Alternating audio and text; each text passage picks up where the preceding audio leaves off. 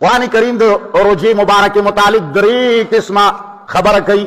یو د روزه حکم دی، الله فرمایي وانزلنا علیک الکتاب، اے پیغمبر ما نازل کړی دی تا باندې خپل قانون، دا مکوا دا مکوا دا مکوا دا وکا دا وکا دا وکا، بل څه شي دي والحکمت، د دغو حکمونو او د قوانینو غرض او غایت، د دوی فائدہ، د دوی نتیجہ.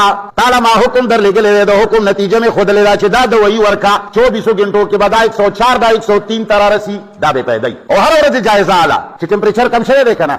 کله چې تا پته ولګی دا چې ټمپریچر نه کم د جنې خېټه کې اولاد نشو جوړ، میاشتې کالونه وشول، فورا په خپل عمل باندې نظر ثانی وکا. څه غلطی شته چې تا بچی نه کی، یا خو مخصوص شپو کې نه ملاو شوی، یا مخصوص شپو کې نقصان ده، یا په ماده منویه کې نقصان ده، یا بچدانه کې نقصان ده، خو چې نتیجه نه ورکوي عمل ټیک عمل درست کا چې نتیجه ورکوي. یا الله روزه کې څه مقصد ده؟ الله تعالی فرمایي درې خبرې الله کوي. دا کومه یتونه چې تاسو مخکې ما وې دې کې درې ځله الله پاک د دې حکمت بیان کړي. وانزلنا علیک الکتاب والحکمت، حکمت ویل کېږي د شی فائدہ غرض او غایت. حکمت څه ده؟ یره جی مونږ کا څه حکمت ده پکې څه له وکم، یره جی روزه وساته یا الله څه حکمت ده پکې څه له وکم، وعده وکا یا الله څه حکمت ده پکې څه له وکم، جهاد وکا یا الله څه حکمت ده پکې څه وکم. دا څه ده کنه؟ دا د دنیا دستور ده. تو کوم چې مقصد نه خبر نه یغه کار څوک به مقصد کارونه څوک نه کوي. دغه سي الله تعالی دې کې درې مقاصد بیان کړی. نمبر 1 یو ځای کې الله فرمایي لعلکم تتقون، بیا الله فرمایي لعلکم تشکرون،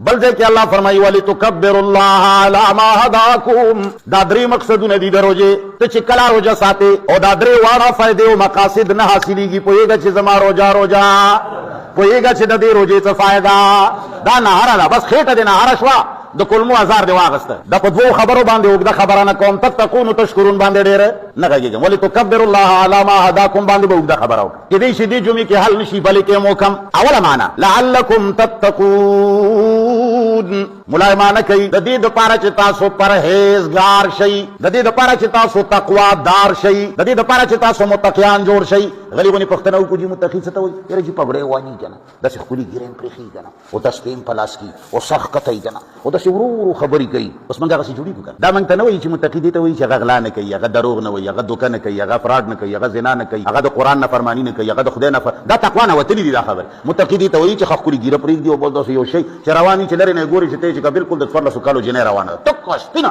کړقي. نو د تقوا معنی زده کړه لعلکم تتقون. الله فرمایي د دې دپاره چې تاسو کې د الله تعالی د اطاعت ماده دومره مضبوطۍ سره پیدا شي. لعلکم تتقون، تاسو کې د الله تعالی د اطاعت ماده او دومره کلکوالی او مضبوطه در کې پیدا شي چې غلطو لارو باندې د تللو نقصاناتو نه ځانونه بچ کې.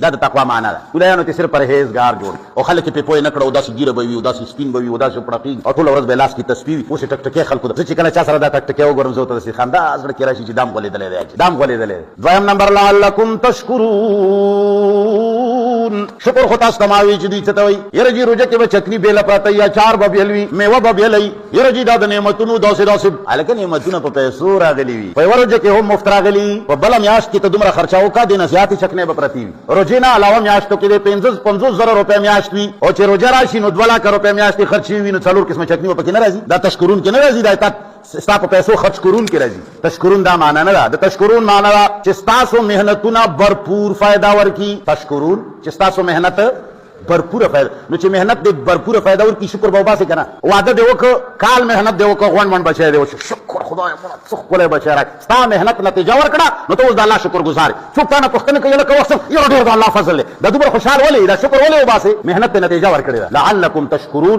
چې ستاسو محنتونه भरपूर نتیجه ورکړي. ته بیا تا ته به څوک نه وایي چې شکر گزار اوسېږه، ته به خپله ټوله ورځ شکرونه وباسي. او که تا نه څوک پوښتنه کوي ته به قدرتي الله نه راضي وي، چېرته به ګیله ونه کړي، شکر وایي دې ته چې ته پرې راضي وي. درېیمه خبره الله فرمایي روژې ساتلو لوی مقصد دا دی ولتکبروا الله علی ما هداکم. دې ته علما وایي غایة الغایات، د مقصدونو لوی مقصد. راشه چې اوس د روژې په مقصد پوه بې مقصده روژې دې وساتلې ټول عمر هېڅ نتیجه یې ورنه کړه. پاکستان نه و جوړ هم موږ غلامانو او یا کاله کېږي پاکستان جوړ دی موږ اوس هم غلامانی او دا الله په فضل او کرم بسل کاله رستو هم غلامان وبا یو سره شک نشتا تا چې دا کم عمل دی زما استاد چې دا کم منځونه دي زما استاد چې دا کم علما بره په میز باندې لګیا دي د دې خبرو نتیجه ښکارا معلومه ده چې سل کاله پس به هم غلام ان شاء الله دینه به مضبوط غلام تا مولا ستا عالم ستا شیخ ستا قائد ستا لیډر تا روغ ورځ پتا ګوتې وਹੀ غلامه لدی تیارای د ملک ادارې په خلکو باندې چې کم روب داب او کم جبر کوي دي جبر نه معلومیږي داسې چې موږ به څو کاله پس خو غلامان